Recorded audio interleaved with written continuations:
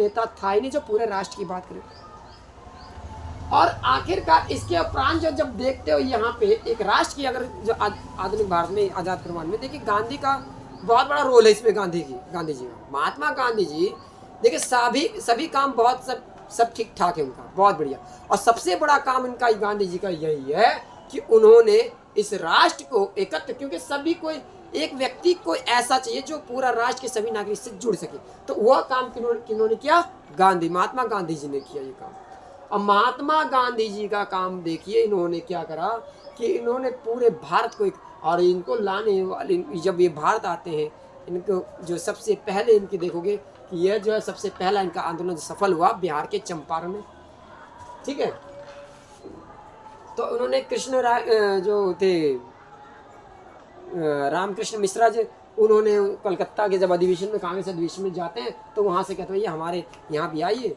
ये सब चीज़ बात का बात है, लेकिन हम अब बात कर रहे हैं इस पर, वो सब टॉपिक चलेंगे, हम लोग बात करेंगे, ठीक है। लेकिन अभी बीच में आ जाता है तो ऐसी चीज़ें बात बतानी पड़ती है। अब प्रभाव देखोगे, राजनीतिक प्रभाव देखिए, ब्रिटिश शासन का सीधा नियंत्रण। अब इन्होंने ब्रिटिश जो गवर्नमेंट था, जो अभी तक जो था इस पे जो भारत में जो शासन उपनिवेश बना हुआ था वो कंपनी का, भारत ईस्ट इंडिया कंपनी के अंतर्गत ये सारा काम चल रहा था।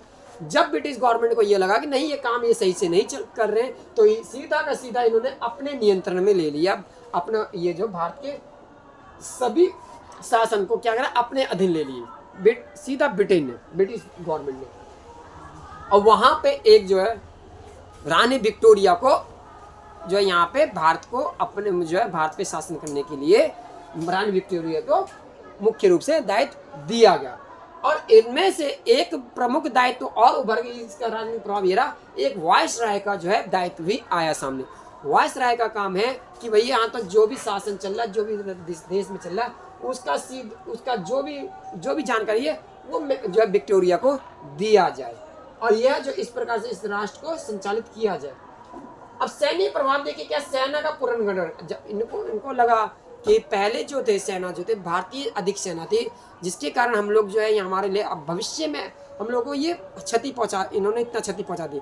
अब भविष्य में ऐसा ना हो तो इन्होंने क्या भारतीय सेनाओं को कम किया, ब्रिटिश सेना का ज्यादा समावेश किया इन्होंने। सामाजिक एवं धार्मिक कारण देखो फूट डालो, उन्होंने फूट डालो शासन करने की नीति अपनाया।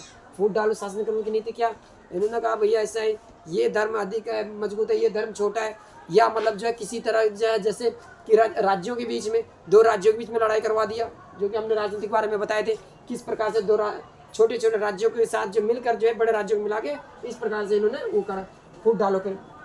दूसरा मुस्लिमों पर संदेह, यानी कि इन्होंने